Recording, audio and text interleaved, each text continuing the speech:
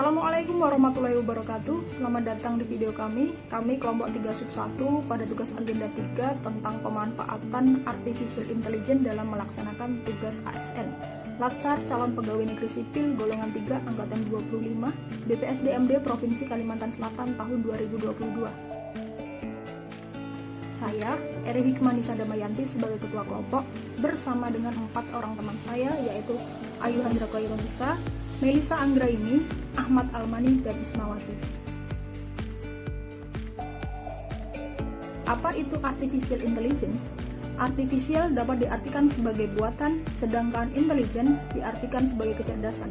Maka, Artificial Intelligence memiliki arti kecerdasan buatan.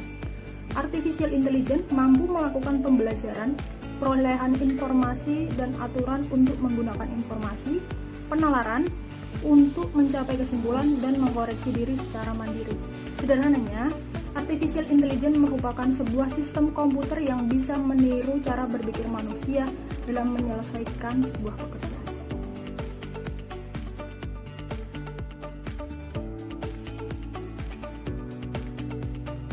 Berikut disajikan kelebihan dan kelemahan dari penggunaan Artificial Intelligence. Yang pertama, kelebihannya yaitu bersifat abadi atau permanen. Yang kedua, memberikan banyak kemudahan. Yang ketiga, konsisten dan teliti sehingga meminimalisir kesalahan manusia atau human error. Dan yang keempat, membuat keputusan menjadi lebih cepat. Kelemahan dari penggunaan Artificial Intelligence, yang pertama, membutuhkan biaya yang besar. Yang kedua, ada kemungkinan keliru dalam melakukan pekerjaan, inspeksi, dan pengukuran MES dilakukan secara sensor dan digital. Dan yang ketiga, mesin hanya dapat melakukan tugas yang sudah dirancang. The program lebih dari itu akan menghasilkan output irrelevant.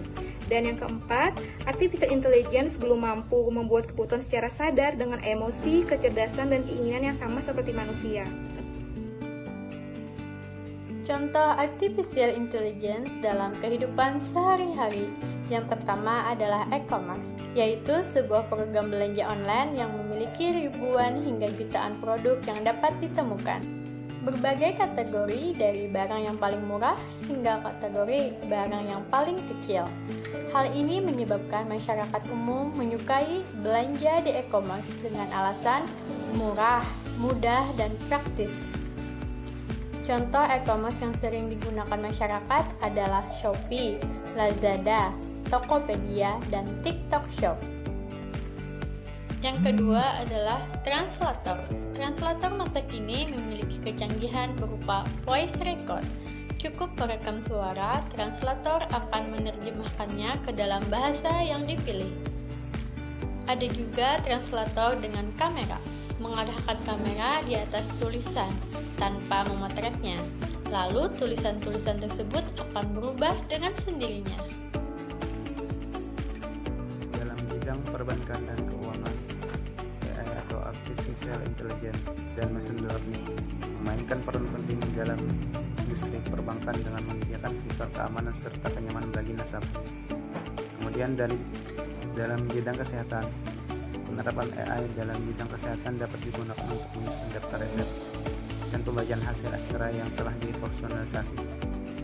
Selain itu, AI juga digunakan dalam tubing keparah dan peta, seperti Google Maps memberi rekomendasi jalur cepat. AI menganalisa keadaan di lapangan dan memberikan rekomendasi jalur berdasarkan data yang telah dihimpun.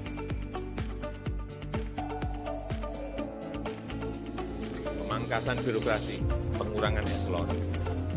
Kita sekarang ini memiliki eselon 1, eselon 2, eselon 3, eselon 4. Kita akan yang 3 dan 4 ini akan kita potong. Kepala Biro Humas BKN Satya Pratama mengaku saat ini jumlah aparatur sipil negara atau ASN di Indonesia sudah menurun. Namun alasan utamanya adalah pensiunan yang tidak sebanding dengan anggota yang direkrut. Dan saya sudah perintahkan juga kepada Menpan untuk mengganti dengan AI jika ada kecepatan.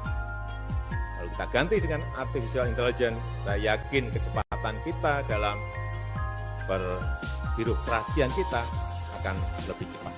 Saya yakin itu. Aja sih Artificial Intelligence dalam melaksanakan tugas ASN. Jadi contohnya yang pertama ialah peta bencana ID. Nah, peta bencana ID itu merupakan sebuah platform dari BNPB atau Badan Nasional Penanggulangan Bencana. Nah, jadi platform itu menyediakan informasi secara real time dengan penggunaan fitur bot media sosial, jadi dapat mengumpulkan, menyortir, dan menampilkan informasi bencana alam secara langsung. Nah, yang kedua, face recognition, itu sebuah fitur pengenalan wajah yang digunakan pada saat penerimaan seleksi CPNS. Kegunaannya untuk mencegah kecurangan dan adanya calo. Yang ketiga, memanfaatkan sistem absensi ASN dengan menggunakan teknologi pengenalan wajah dan pelacakan keberadaan. Pemerintah Banjarbaru sudah menerapkan sistem absensi secara online untuk ASN dengan nama aplikasi Banjarbaru Bagawi. Sekian presentasi dari kami. Assalamualaikum warahmatullahi wabarakatuh.